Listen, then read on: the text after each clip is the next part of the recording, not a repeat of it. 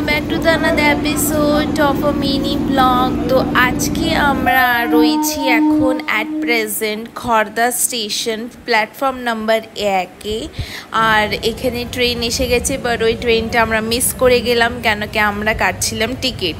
তো টিকিট না কেটে তো ট্রেনে ওঠা যাবে না, নো। তো এই জন্যে এখন আমরা টিকিটটা কেটে নিয়েছি আর এখন আমরা যাচ্ছি ব্যারাকপুরে, কেন কি আজকে আমরা যাচ্ছি শম্ভুনাথের মন্দিরে।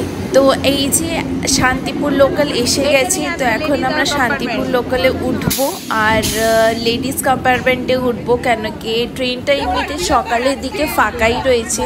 তো আমরা বসার জায়গাও পেয়েছিলাম, বাট আমরা বসিনি, এই যে ট্রেন আমাদের ছেড়ে দিয়েছে আর এখন আমরা সবাই উঠে গেছি লেডিস কম্পার্টমেন্টে। আমরা প্রায় 8 জনের মতন রয়েছি। বাচ্চাদেরকে সবাইকে স্কুলে দিয়ে দিয়েছি আর আমাদের কাছে সময় রয়েছে 3 ঘন্টা। তো 3 ঘন্টার মতনই সময় রয়েছে। তো এই জন্য আমরা ডিসাইড করলাম কি এই 3 ঘন্টার মধ্যে আমরা ব্যারাকপুরে শম্ভুনাথের মন্দিরের দর্শন করে চলে আসব। তো এই যে আমরা এখান থেকে টোটো নিয়েছি, কোথা থেকে, ওটা হচ্ছে ব্যারাকপুর স্টেশন থেকে। 15 টাকা স্টেশন থেকে আপনাদেরকে ডাইরেক্ট শম্ভুনাথের মন্দিরে পৌঁছে দেবে। তো এই যে এটা হচ্ছে বাবা শম্ভুনাথের মন্দির আর তার পাশেই গৌশালা রয়েছে, যেখানে গরুরা এখন খাবার খাচ্ছে গায়ে। তো এখানে গৌশালা, এখানে অনেক রকমের গরুরা থাকে।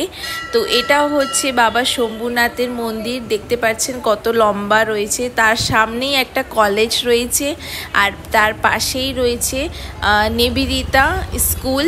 তারপরে এই পুরো রাস্তা জুড়ে স্কুল রয়েছে অনেকগুলো। আর এখানে শিবলিঙ্গের ফটোগুলো দেয়া আছে, মানে 12খানা যে শিবলিঙ্গ রয়েছে জ্যোতির্লিঙ্গ, তো তার এখানে ফটো দেওয়া আছে। এটা হচ্ছে মন্দিরের টাইমিং, ভোর 5টা থেকে 1:30।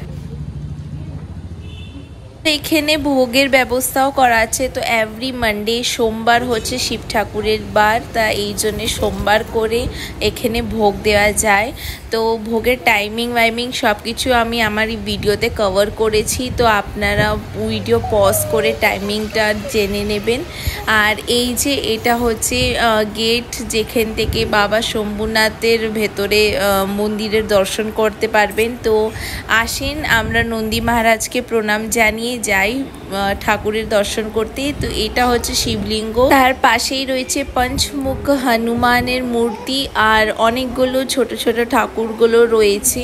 তো এখানে সব ঠাকুরকে তুমি মন খুলে পুজো দিতে পারবে। এখানে ঘটও রয়েছে, যদি ঠাকুরের মাথায় জল ঢালা যায়। আর আপনারা দূরের থেকে আসছে পান, ঘট নিয়ে আসতে পারিনি, তো এখানে ঘটও রয়েছে। তো ঘটের থেকে বাইরে গিয়ে জল নিয়ে আর আপনারা তারপরে জল ঢালতে পারবেন ঠাকুরের ওপরে।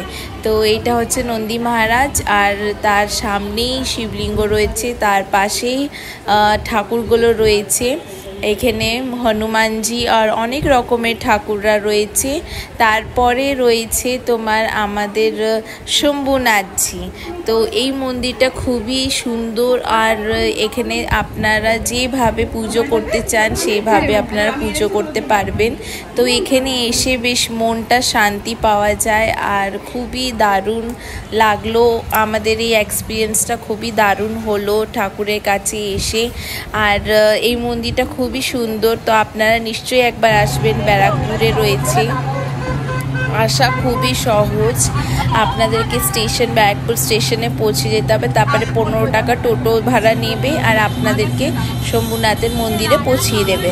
এই যে আমরা এখন ফিরছি, তো ফেরার সময় আমরা এখান থেকে কচুরি খেলাম আর কচুরিটা খুবই দারুণ ছিল। 200 বছর পুরনো দোকান ছিল, যেখানে রবড়িও অনেক ফেমাস পাওয়া যায়, বাট রবড়িটা আমাদের কপালে জুটলো না, শেষ হয়ে গেছিলো।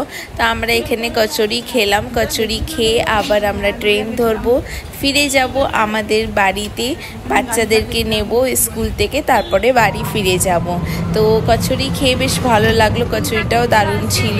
তো এই ব্লগটা যদি আমাদের ভিডিওটা ভালো লাগে তাহলে ভিডিওকে লাইক করবে, সাবস্ক্রাইব করতে ভুলবেন না আর খুব ভালোবাসা দিও। আবার দেখা হবে একটা নতুন ভিডিওর সঙ্গে।